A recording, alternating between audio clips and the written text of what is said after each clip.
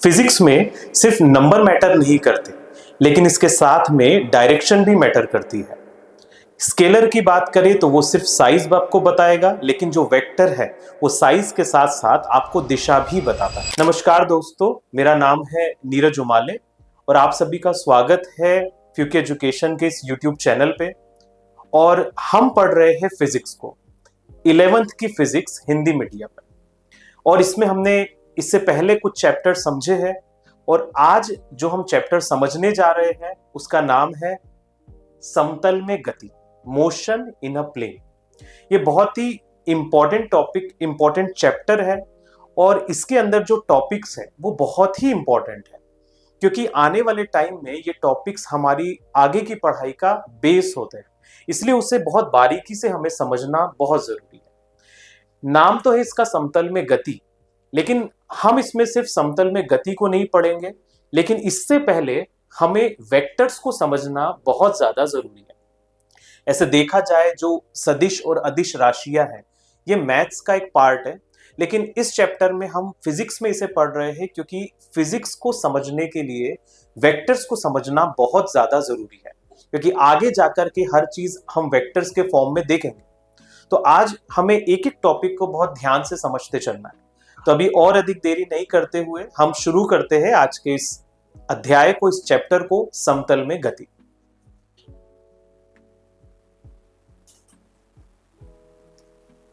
समतल में गति में जो आज हम टॉपिक समझने जा रहे हैं वो टॉपिक है राशियां। अगर आप देखें, हमने इससे पहले भी भौतिक राशि के बारे में समझा था। भौतिक राशि माना ऐसी राशियां जिसको मेजर किया जा सके, जिसका मापन किया जा सके, उसे हम कहते हैं भौतिक राशियां। जैसे हमने बात की थी तापमान, द्रव्यमान, घनत्व, ठीक है, ये वेग, चाल, दूरी, समय, ये सारी राशियां भौतिक राशियां कहलाती है, जिसको हम माप सकते हैं। हमने पहले ये भी बात की थी कि कौन सी भौतिक राशियां नहीं होती है। तो हमने बात की थी कि जैसे खुशी, हम खुशी को माप नहीं सकते, मेजर नहीं कर सकते। गुस्सा, इसको हम मेजर नहीं कर सकते। तो ऐसी राशियां जिसको मेजर किया जा सके वो हमारी भौतिक राशियां कहलाती है। लेकिन भौतिक राशि भी, अब इसके भी हम दो अलग अलग विभाजन करेंगे, और एक होगा अदिश राशि और एक होगा सदिश राशि। तो आइए हम समझते हैं अदिश एवं सदिश राशि को। तो जैसे हम बात कर रहे थे कि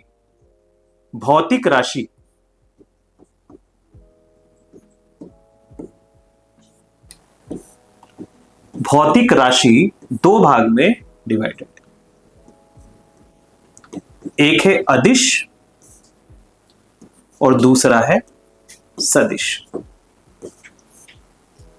अदिश एवं सदिश राशियां।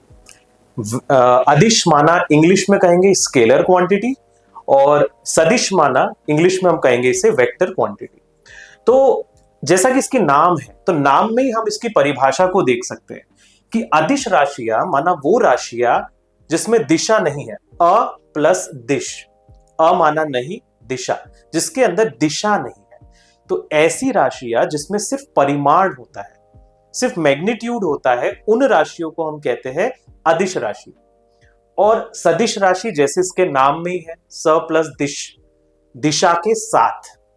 तो जिन राशियों में परिमाण के साथ साथ दिशा भी पाई जाती है उसे हम कहते हैं सदिश राशि। तो यहां हम देखते हैं अदिश राशियों की क्या परिभाषा दी है। वे भौतिक राशियां जिनमें केवल परिमाण होता है, दिशा नहीं होती, वो होती है अदिश राशि। तो कुछ यहां उदाहरण दिए हैं, द्रव्यमान, दूरी, समय, तापमान, आयतन, घनत्व, इन सब की दिशा नहीं होती। कैसे, आप समझिए। अदिश, अदिश राशि का मतलब है, अदिश राशि मतलब सिर्फ परिमाण, सिर्फ परिमाण। परिमाण मतलब एक वैल्यू, एक नंबर। जैसे जैसे जैसे हम कहे कि समय, समय समय एक अदिश राशि है। मान लो हम कहते हैं 5 सेकेंड, तो समय का सिर्फ एक वैल्यू है, एक नंबर है, एक परिमाण है, 5 सेकेंड। यूनिट के साथ, सेकंड यहाँ इसकी इकाई हो गई। लेकिन समय की कोई दिशा नहीं है कि हम कहेंगे पूर्व दिशा में 5 सेकंड है, या फिर पश्चिम दिशा में 10 सेकंड है, या फिर उत्तर में 15 सेकंड है। तो इसमें परिमाण है लेकिन इसमें कोई दिशा नहीं है, इसीलिए इन राशियों को हम कहते हैं अदिश राशि।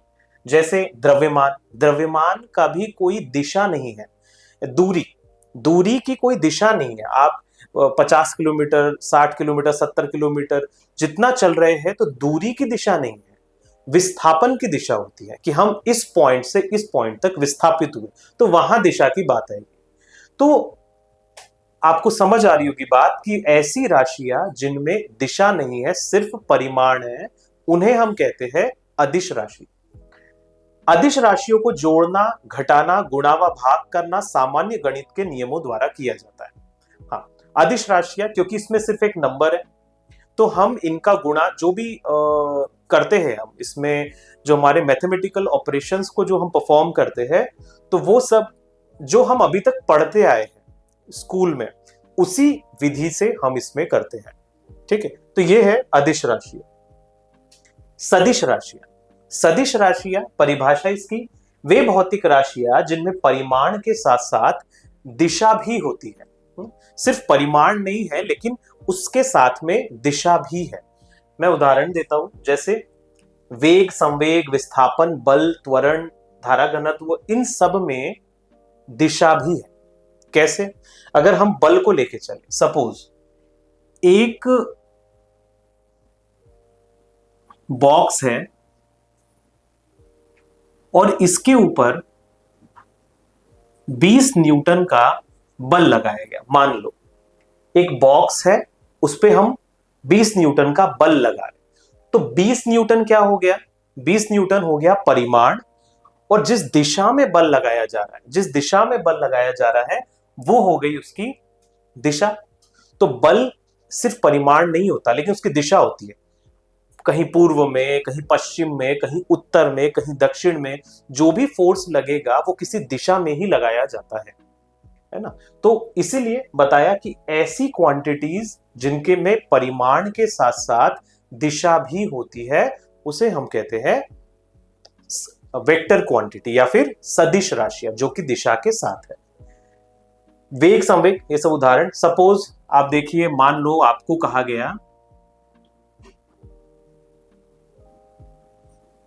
5 न्यूटन उत्तर की ओर,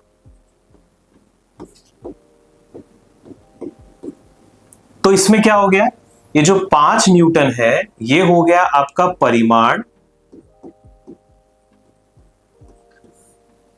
ये जो उत्तर की ओर है ये हो गई आपकी दिशा। आ रही बात समझ? परिमाण और दिशा, ये दोनों चीजों से मिलके बनता है आपका वेक्टर क्वांटिटी।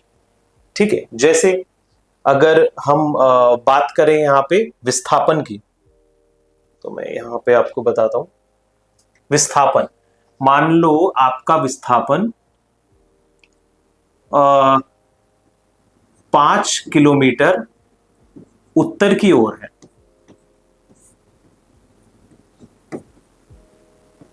तो आप इसको कैसे बताएंगे? मान लीजिए ये दिशा, ये उत्तर, दक्षिण, पूर्व और ये पश्चिम। तो हमारा जो वेक्टर बनेगा, जो सदिश बनेगा, वो सदिश किस ओर बनेगा? उत्तर की ओर। कि हम कहेंगे कि हाँ, उत्तर की ओर 5 किलोमीटर, ऐसी डायरेक्शन होगी उसकी, नीचे से ऊपर की ओर। तो सदिश राशियां वो राशियां है जिनमें परिमाण के साथ साथ दिशा भी होती है। इसके लिए विशेष गणनात्मक नियम होते हैं जिन्हें सदिश बीजगणित किया कहा जाता है।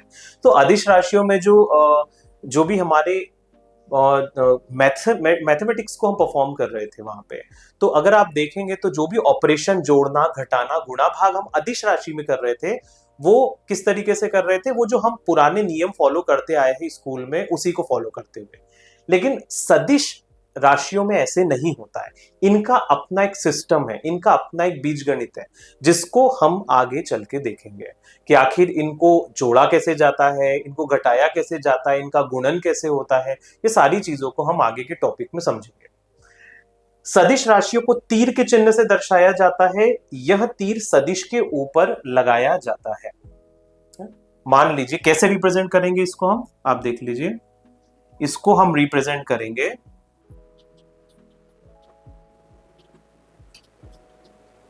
ऐसे,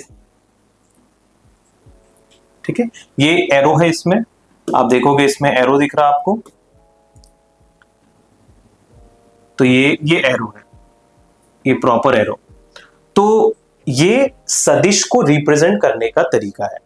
तो जो भी राशि को हम देख रहे हैं, सदिश को कैसे बताएंगे कि वहां पे उसके ऊपर में एक तीर लगा हुआ रहेगा, इस तरीके से रिप्रेजेंट करेंगे। इसमें जो तीर की लंबाई है, आप ये देखोगे ना, जो तीर की लंबाई है ये आपके परिमाण को बताती है, और ये जो एरो है ये दिशा को, कि आखिर उस क्वांटिटी की दिशा किस ओर है। तो परिमाण और ये दिशा।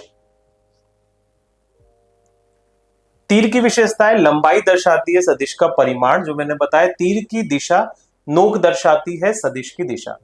यहां ये थोड़ा सा इसको हटा देंगे। जैसे वेग, वेग v, तो आप कैसे बताएंगे कि जो v है, वेग है, वो एक सदिश राशि है, तो हम उसके ऊपर एक तीर लगा देते हैं।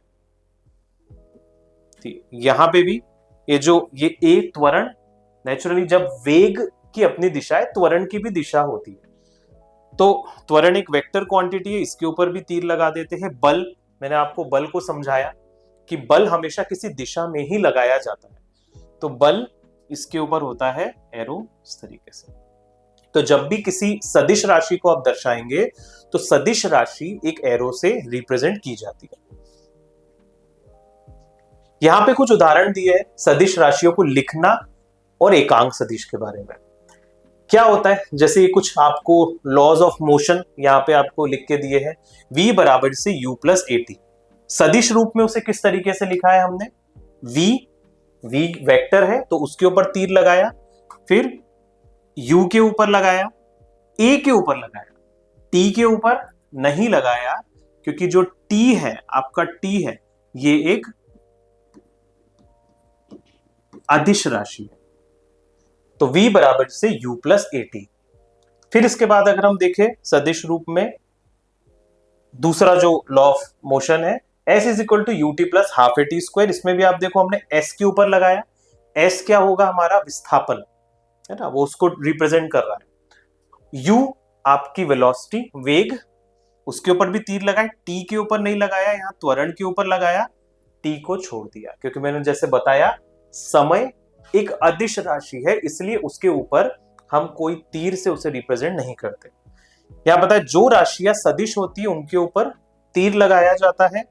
वेग, ये तीर आप थोड़ा सही कर लेंगे, तीर यहां है ऐसे, वेग ये इनिशियल वेलोसिटी थी, ये भी, ये u मतलब शुरुआती वेग, और ये a मतलब त्वरण। समय t अदिश राशि है, इसलिए उस पर तीर नहीं लगाया जाता। तो आप समझ रहे होंगे कि अगर आपको वेक्टर को रिप्रेजेंट करना है तो आप हमेशा उसको सदिश से, माना उसके ऊपर ये एरो लगाएंगे, तब ये आपका क्या हो जाएगा, ये आपका सदिश राशि कहलाएगा। ठीक है। एकांक सदिश क्या होता है, देखो, एकांक सदिश वह सदिश जिसका परिमाण एक होता है, एकांक सदिश कहलाता है। थोड़ा सा आप इसको ठीक कर लेंगे, यहां कुछ चेंज हो गए वर्ड्स। एकांक, एकांक सदिश कहलाता है वह सदिश जिसका परिमाण एक होता है, एकांक सदिश कहलाता है। माना ए वेक्टर एक सदिश है जिसका परिमाण ए है, तो ए वेक्टर अपॉन ए को एक एकांक सदिश कहते हैं, इसे एक कैप द्वारा दर्शाया जाता है। मैं साइड में इसको आपको रिप्रेजेंट कर रहा हूं, कैसे होगा ये एकांक सदिश। एकांक सदिश ऐसे होता है, कैप रिप्रेजेंट होती है, उसके ऊपर एक टोपी कैप लगा दी जाती है। ये होता है आपका कंप्लीट वेक्टर जो पूरा है, और ये परिमाण, समझिए परिमाण ये एकांक सदिश क्या बता रहा है, कुछ नहीं, दो चीजें हैं आपकी। एक संपूर्ण सदिश के अंदर क्या क्या दो चीजें हैं, आप देखोगे एक जो पूरा सदिश है उसके अंदर दो चीजें, एक है परिमाण और दूसरा है दिशा। परिमाण और दिशा, तो परिमाण को हम रिप्रेजेंट करेंगे सिर्फ सिंपल ए से। ए तो मतलब ए चेंज हो जाएगा, कुछ भी हो सकता है यहाँ पे, लेकिन उस पर कुछ लगा हुआ नहीं रहेगा। या दूसरा तरीका है परिमाण को दर्शाने का, परिमाण को या तो आप डायरेक्टली ए से रिप्रेजेंट करेंगे या मॉड ए, मॉड ए कर दो आप, दो लाइन साइड में लगा दे तो उससे भी आपको समझ में आएगा कि ये एक परिमाण है। और दिशा, सिर्फ दिशा को रिप्रेजेंट करना है तो आप ए कैप से रिप्रेजेंट कर सकते हैं। तो उसका जो फॉर्मूला है, अगर किसी भी भौतिक राशि की आपको दिशा निकालनी है तो दिशा निकालने का फॉर्मूला है कि पूरा सदिश, ए वेक्टर माना आपका कंप्लीट सदिश परिमाण और दिशा के साथ, उसका डिवीजन कर देंगे हम उसके परिमाण से। तो यहां पे तीन चीजें दिख रही है आपको, ये क्या है आपकी दिशा, ये आपका संपूर्ण सदिश बोल देता हूं मैं, और ये हो गया आपका परिमाण। ठीक है, तो अगर इसको भी आप देखो समझो, ए वेक्टर मतलब क्या हो गया कंप्लीट ए कैप और मॉड ए। ठीक है, तो मॉड ए से अगर डिवाइड कर दोगे आप, परिमाण से ही डिवाइड कर दोगे तो परिमाण से परिमाण कैंसिल हो जाएगा, तो क्या बचेगी सिर्फ दिशा, है ना। तो उसी के अनुसार ये जो आपका फॉर्मूला है एकांक सदिश का ये बनता है, और इसका जो परिमाण होता है वो एक होता है, ये हमें याद रखना है। ये यूनिट वेक्टर है ना, तो एकांक सदिश है, तो यूनिट वेक्टर इसका जो परिमाण है, इसकी जो वैल्यू हम कहेंगे वो होती है एक, क्योंकि एकांक सदिश, समझ रहे, माना ये दिशा को रिप्रेजेंट कर रहा है, ठीक है, और उसको हमने कैप से रिप्रेजेंट किया है। एकांक सदिश, तुल्य सदिश और विपरीत सदिश, इसको मैं आपको आगे के चैप्टर में समझाऊंगा, चैप्टर नहीं नेक्स्ट टॉपिक में बताऊंगा, अभी नहीं बता रहा हूं। एकांक सदिश और विपरीत सदिश, तो एकांक सदिश तो हमने देख लिया, इसका फॉर्मूला भी हमने देख लिया, ये होता है ए कैप बराबरी से ए वेक्टर अपॉन मॉड ए। विपरीत सदिश क्या होते हैं, नेगेटिव वेक्टर। तो जैसे मैंने आपको बताया, मान लो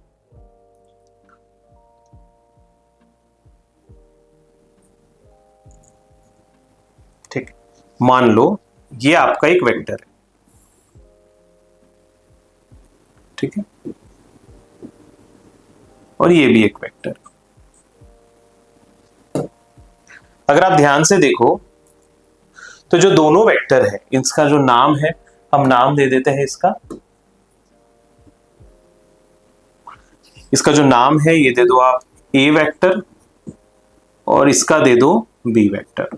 ठीक है, तो अगर दोनों वेक्टर्स को ध्यान से देखें तो दोनों जो वेक्टर है, ये दोनों की जो दिशा है, ये समझ आ रहा है, एरो इस तरफ है, ये एरो है, दिशा दोनों की एक समान है। ठीक है, माना दिशाओं में अगर हम देखें तो 0 डिग्री का इसमें कोण बनते हुए दिख रहा है, और साथ में इनका जो परिमाण है ये बराबर है। ये जो परिमाण है दोनों का, आपको बताया था, ये जो लाइन है ये परिमाण को, उसकी लंबाई जो है वो आपके परिमाण को दर्शाती है कि वैल्यू कितनी है, कितना लंबा है, साइज कितना है। तो ये रिप्रेजेंट कर रही है, दिशा भी सेम है, परिमाण भी सेम है, तो ये तो विपरीत सदिश नहीं है, ये समान सदिश है ना। इनको हम क्या कहेंगे, ये आपके समान सदिश। विपरीत सदिश क्या है फिर, तो विपरीत सदिश जैसे मैं अभी आपको बता रहा था कि विपरीत सदिश, मान लो ये एक सदिश है, ये एक सदिश है,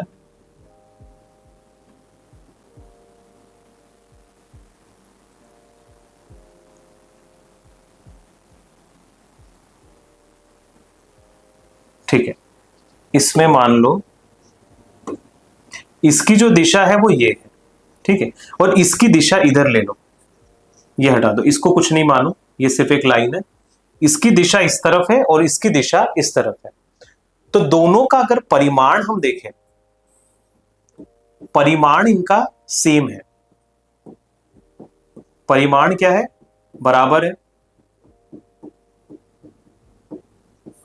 परंतु दिशा देखोगे, ये वेक्टर, ये आपका बी वेक्टर, परंतु दिशा देखेंगे तो दोनों की अपोजिट है, एक इस ओर है और एक इस ओर है। तो इन सदिशों को हम कहेंगे विपरीत सदिश। तो विपरीत सदिश है ये, इनकी दिशा दिशा इनकी अलग अलग है, तो ये दोनों की दिशा अलग है, मतलब ये विपरीत सदिश कहलाएंगे। ठीक है, तो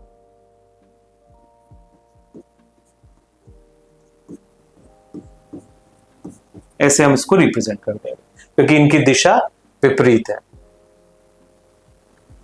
फिर यहां पे हम देखते हैं लंबकोणीय एकांक सदिश, रेक्टेंगुलर यूनिट वेक्टर, ये बहुत इंपॉर्टेंट है।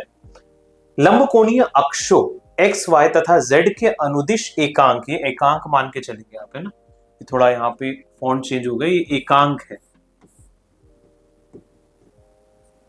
एकांक माना यूनिट, एकांक सदिशों को लंबकोणीय एकांक सदिश कहते हैं। इन्हें क्रमशः निम्नलिखित प्रतीकों से दर्शाया जाता है। एक्स अक्ष के लिए आई, आई कैप, वाई अक्ष के लिए जे कैप और के जेड अक्ष के लिए के कैप। कैसे, मैं आपको बता रहा हूं, ये तीनों सदिश परस्पर लंबवत होते हैं और इनका उपयोग त्रिविमीय सदिशों को व्यक्त करने के लिए किया जाता है। ठीक है, कैसे, मैं आपको इसको डायग्राम से यहां पे समझाता हूं, आप देखिए।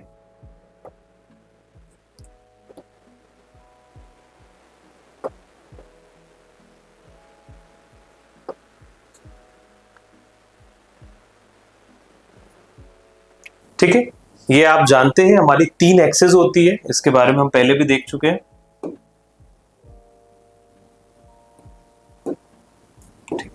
ये हो गई हमारी एक्स एक्सिस, एक्स अक्ष, ये हो गया हमारा वाई एक्सिस और ये हो गई हमारी जेड एक्सिस।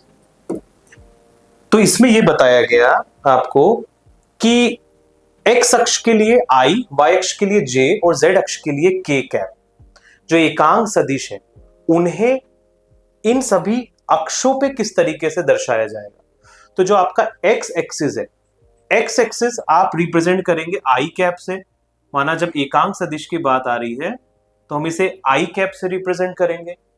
वाई एक्सिस को हम जे कैप से, ये दिशा बता रही है, ठीक है, एक्स अक्ष माना आई कैप, जे वाई एक्सिस माना आपका जे कैप, और क्योंकि त्रिविमीय है तो हमने तीसरा इस तरफ लिया है, तो यहां पे होगा, सॉरी, यहां पे हो जाएगा आपका, यहां हो जाएगा आपका के कैप। तो इस तरीके से माना एक्स एक्सिस के लिए आई कैप याद रखना है, वाई के लिए जे और जेड के लिए के कैप से हम इसको रिप्रेजेंट करते हैं।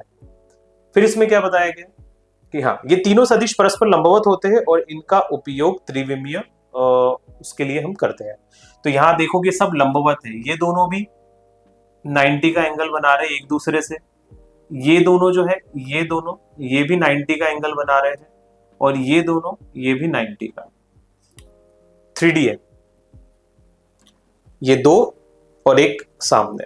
ठीक है, तो ऐसे में ये क्या करेंगे, ये 3 अलग अलग डायरेक्शंस को यहां पे दिखा रहे हैं। अच्छा, इसके अलावा संरेखीय सदिश, इसको भी देख लो। संरेखीय सदिश जैसे कि नाम में ही है, माना एक ही रेखा में होंगे, ऐसे सदिश जो लीनियर हो, एक ही रेखा में जो पाए जा रहे हैं, वो सदिश कहलाएंगे आपके संरेखीय सदिश। संरेखीय सदिश जैसे ये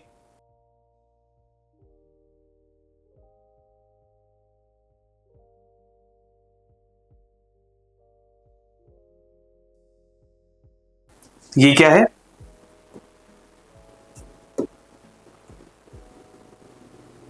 ये संरेखीय सदिश हो गए आपके, है ना। इसको नाम आप दे दो, नाम इसको दे देते हैं, ये आपका ए वेक्टर और ये आपका बी वेक्टर। तो ऐसे सदिश जो कि एक ही रेखा में हो तो उसे हम कहेंगे संरेखीय सदिश। और दूसरा क्या है? दूसरा सप्रारंभिक सदिश। सप्रारंभिक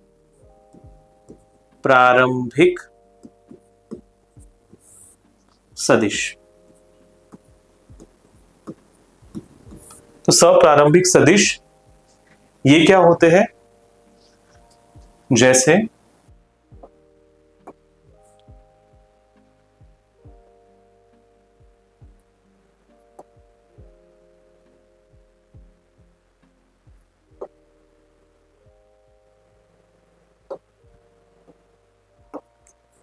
ये इनका ओरिजिन पॉइंट, अगर मैं इनको पीछे ले जाऊं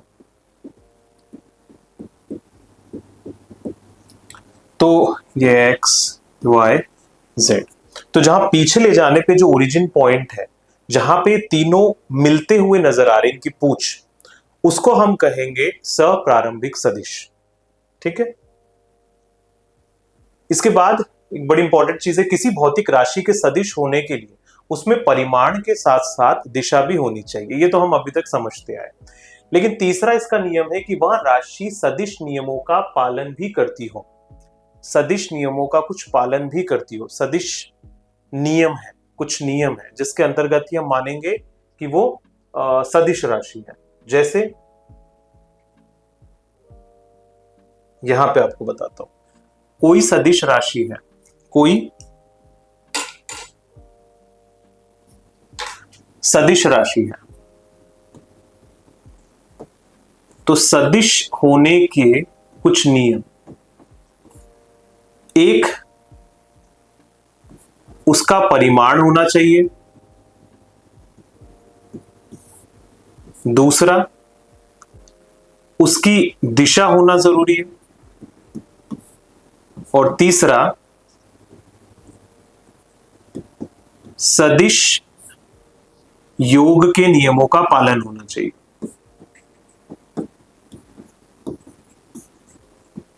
या सदिश नियमों का पालन हम कहें। ठीक है, सदिश नियमों का पालन। जैसे मैं आपको एक एग्जांपल देता हूं, अगर एक बॉक्स है और उस पे हम इस तरफ से 10 न्यूटन का बल लगा रहे हैं, हम उसको इस तरफ से 10 न्यूटन का बल लगा रहे हैं, अगर इस ओर से भी उसके ऊपर 10 न्यूटन का बल लग जाए, माना आप इधर से भी 10 न्यूटन का बल लगा रहे और विपरीत दिशा से भी उसमें 10 न्यूटन का बल लग रहा है, तो ऐसी स्थिति में क्या होगा?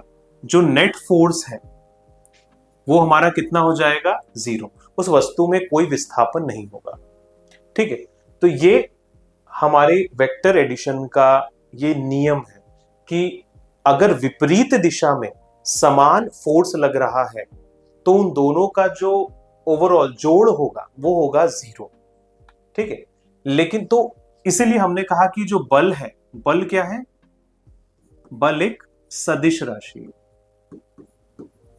क्योंकि वो उसमें परिमाण भी है, उसमें दिशा भी है, और वो सदिश नियमों का पालन भी करता है, जो भी योग और घटाने के नियम है। अगर मैं बात करूं विद्युत धारा की, विद्युत धारा, करंट, मान लो कोई सर्किट है, सपोज एक सर्किट है,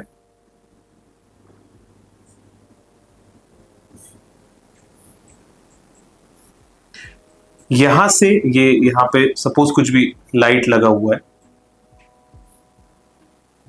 यहां पे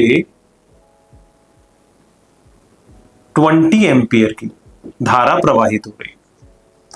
तो जब ये धारा यहां से प्रवाहित हो रही है तो मान लो इसमें 10 एम्पियर यहां चला जाता है और 10 एम्पियर यहां चला जाता है।